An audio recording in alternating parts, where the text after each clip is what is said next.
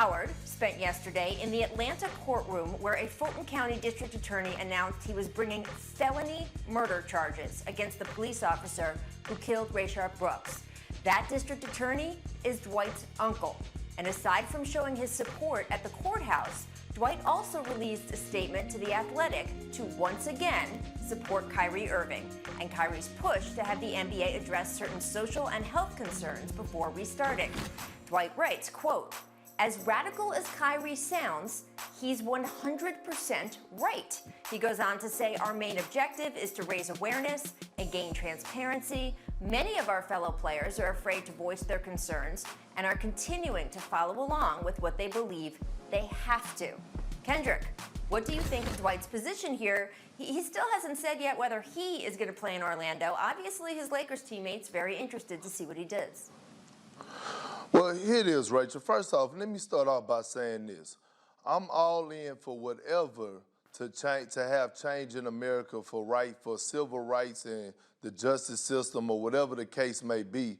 But when Dwight Howard speaks out and he says that Kyrie is 100% right, how? When he doesn't have a plan behind it. Listen, if everyone came together collectively in the NBA and said, you know what, we're going to make a stand and set out and here's the plan after, okay, cool, I'm with it. But they still have yet to tell us the plan.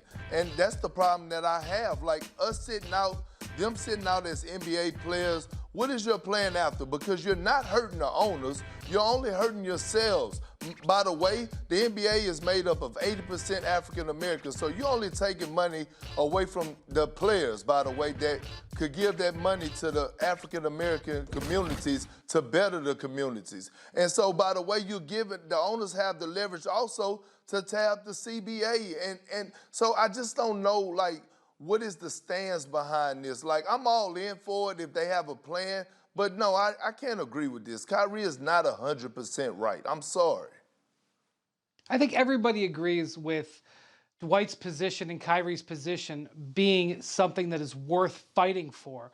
I think as Perk describes this, a lot of players, though, don't think and agree with the way that they're fighting it, especially going outside the bounds of the union, which has shown a lot of ability to negotiate with the owners and create meaningful maneuvers and meaningful initiatives.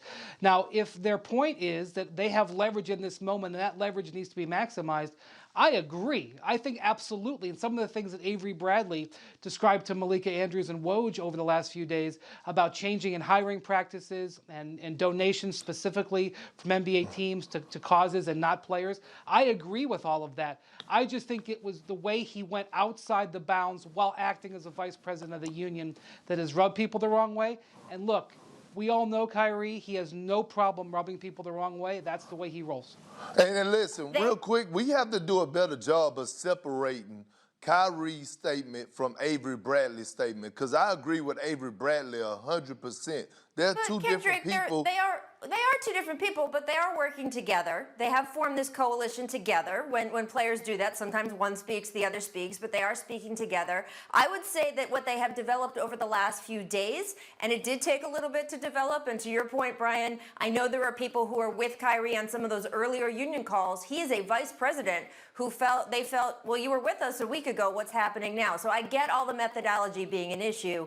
But look, Avery Bradley asked, and with Kyrie's backing, for some very specific things. And those specific things are important. Improving hiring practices for coaches and front office executives. Perk, I know you and I have been banging the drum for Troy Weaver on this show for years. We're going to talk later in today's show about how he was finally hired by the Detroit Pistons, but that should have happened somewhere a while ago, so that is valid. The other part of their platform that they have honed in on that I really appreciate is they are talking about the specific owners of the NBA doing more. And I think that you are talking about men and women who are among the richest Americans out there. The amount of wealth among NBA owners is incredible when you look at the numbers. And I do think that it is incumbent on some of those owners to look at their practices, the kind of businesses and sponsors that they work with, what kind of platforms and programs they're supporting. And I do appreciate the players putting a spotlight on that. I don't know how much gets done before players have until next week, June 24th, that is less than a week to decide if they're going to report or not. Brian, how many players do you expect to opt out of reporting to Disney World? I think we're going to see a number, but I don't know if it's going to be because of the political situation. I think we're going to start seeing players test positive relatively soon here because the testing is already going on for some teams. And just like we're seeing in college athletes, just like we're seeing MLS players with NFL players, guys are going to test positive. And the rates of infection are rising in Orlando. So there's a number of reasons why you could get skittish about not wanting to commit to this. Being in solidarity with Kyrie, Avery Bradley, and others is only one of those reasons. Yeah, I agree with you, Brian. I think, if players opt out, it's not going to be because of what's going on in America as far as civil rights, but it's going to be because of the coronavirus. Guys are going to test positive before going to Orlando. Guys are going to be afraid of getting the coronavirus. I think that is a concern. But as far as, in my opinion, from what I know, guys want to play. I talk to a lot of guys around the league. I talk to a lot of coaches around the league, and guys are excited about starting up the season. Guys are ready to get back to work. I just read an article that the Toronto Raptors are going out there days early than everyone else. So guys are excited about playing basketball, but I do think a percentage of guys may stay home, but it's not due to what's going on for us with the civil rights movement or whatever the case may be. It's going to be due to the coronavirus situation.